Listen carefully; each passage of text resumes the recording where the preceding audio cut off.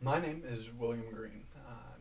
I'm a junior at Lenoir University in Hickory, North Carolina, and my story is one of overcoming stigmas and stereotypes, overcoming adversity to get to a point where you can finally ask for help.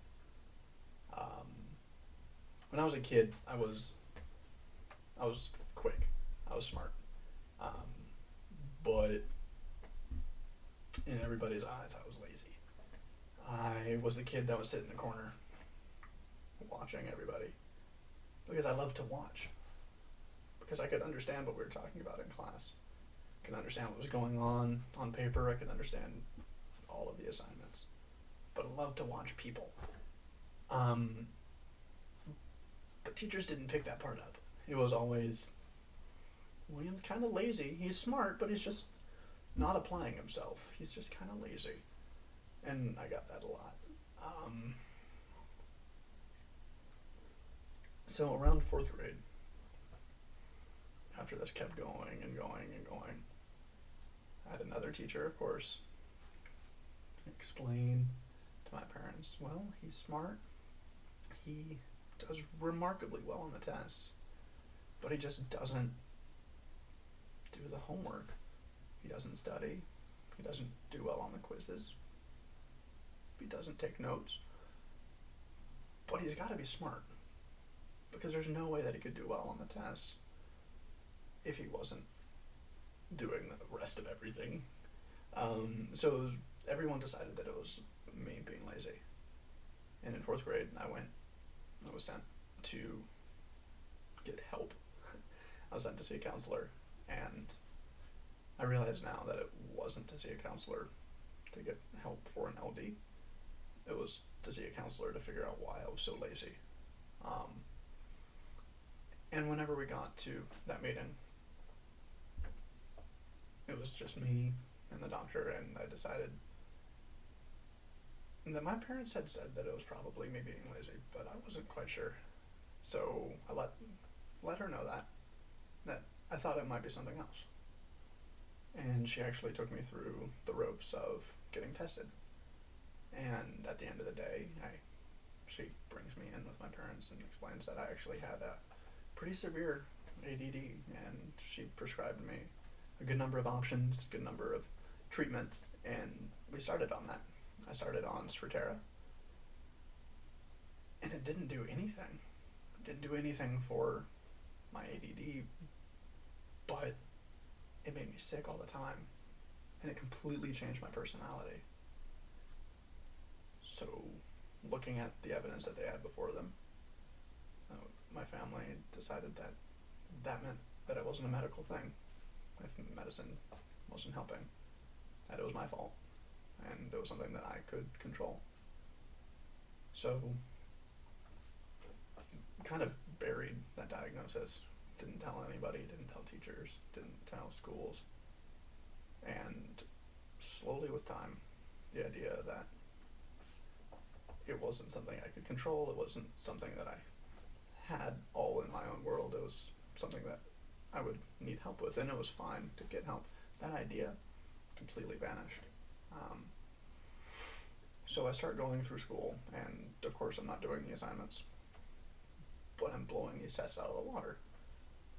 And I got used to, and it's funny that every teacher would do this, around 10 or 11 weeks into a semester, I'd get the same phone call, email, letter, or just called into an office where the teacher would sit me down and explain, William,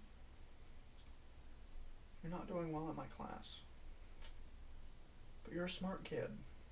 I know you're smart because you do so well on the tests, and, well, if you keep on this path, you're not going to pass my class. So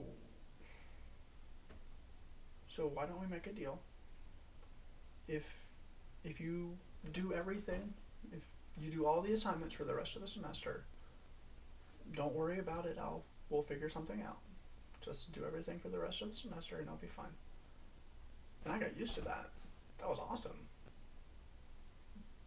Because I could focus for 5 or 6 weeks if I needed to, and I did. And I got really used to the whole digging a hole, pulling myself out of it at the last minute. So as time went on, it got harder and harder and harder as teachers had more and more kids to worry about. I faded away. And it really started to get bad in high school and right around my senior year, because I was at a new school, and all of a sudden I just blended into the crowd because I was surrounded by smart kids who did their work. So in the teacher's eyes, I was just a kid that just wasn't picking up as fast as everyone else. So I managed to survive senior year and get to my freshman year of college, and all of a sudden I'm at NC State, and instead of being in a classroom of 20, 30, I'm in a chemistry classroom of 500, 600, and no fault to the professors, but even if you tried, they wouldn't know who you were. So nobody knew me, and I was just a number in a grade, and I slipped through the cracks because I didn't ever want to ask for help because it was my fault. And I get to this point at the end of the semester, at the end of the year rather, where I was failing out. And I remember it so clearly. I get on the phone with my parents and I say, "Hey, I hope you guys are doing fine. I just want to let you know that I'm probably going to come home this weekend. I don't know if I'm going to go back. I don't know if I'm going to be allowed to go back. Because I don't know how to do school. I've tried. I've tried to sit down and take notes. I've tried to study. I've tried to do homework, and I just can't. I don't know how to do school. Because I don't think it's just me." And that weekend I went home, and on that Monday I went to see a doctor and had it completely reaffirmed to me that it's not just you, kid. It's just like if somebody couldn't see the board in class, they have to get glasses so they can get everything.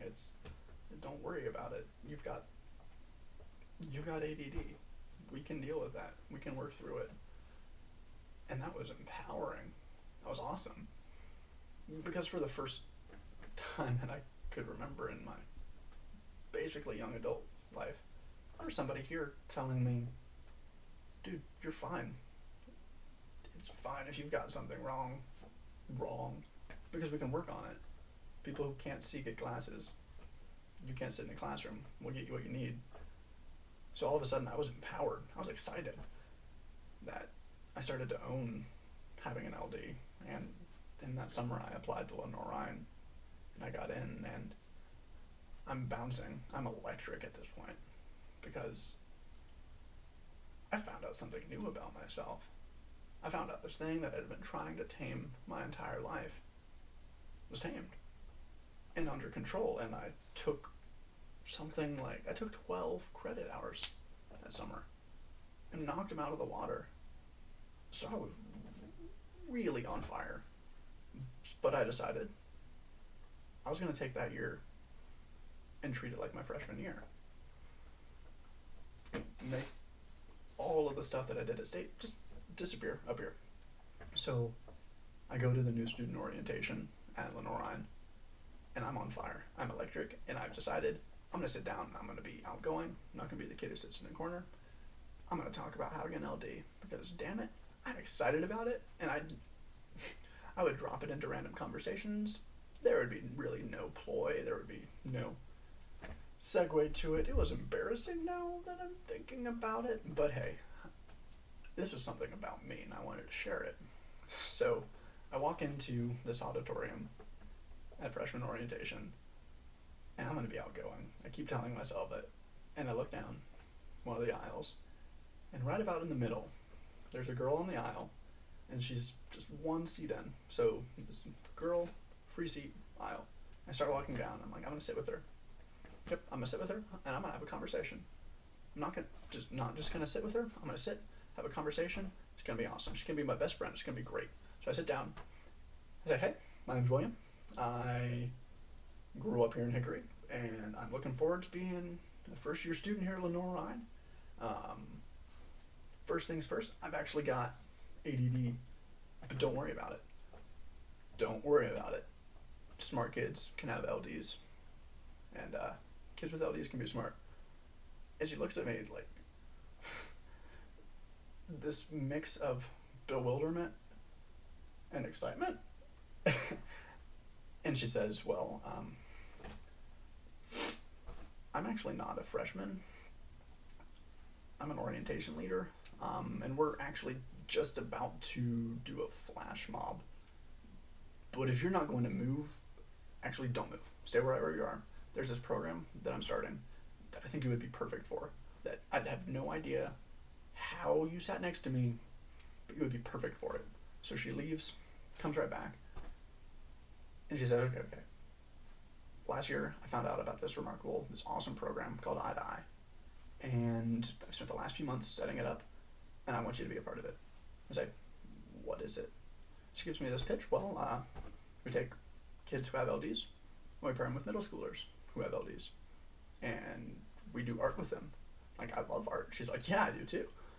So I just jumped on board, and over the last year, I've really ridden the entire idea of Eye to Eye.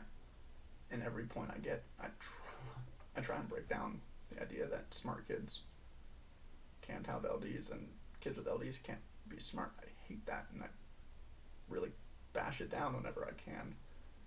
And I get to this point where I'm really excited about everything. And what's remarkable is my father and I actually have pretty much identical brains. Think about things the same way. Pose with a problem, we come up with the same solution. We look at things the same way, through the same lenses. And he was actually one of the people who really, really pitched the whole, if you got a problem, you got to deal with it on your own thing, which was strange to me. It was actually more strange after I started seeking help for mine. And what blows me away is that after watching me go through what I've gone through in the last year, after watching me break down in his mind the idea that it's okay to get help, after seeing all that, he actually went and got help himself. And it was so remarkable, it was so cool to sit there and have that conversation with him where he's asking me for advice, and to go from being a kid who didn't have an advocate, being a kid who didn't have an ally or anybody to walk me through it, so I hid it. After having all of that, being able to sit and not just be an advocate for somebody, but to sit and be an advocate for my father is huge to me. And I think that's exactly what would have never happened if I hadn't been a part of this program, or if this program had been a part of me. So every time that I walk into an art room, every time that I walk onto a stage, my thing is about breaking down the stereotypes, breaking down the stigma, and giving people the power in themselves to ask for help, especially the people who haven't asked for it yet. But my name is William Green. I'm from Lenore Ryan University in Hickory, North Carolina.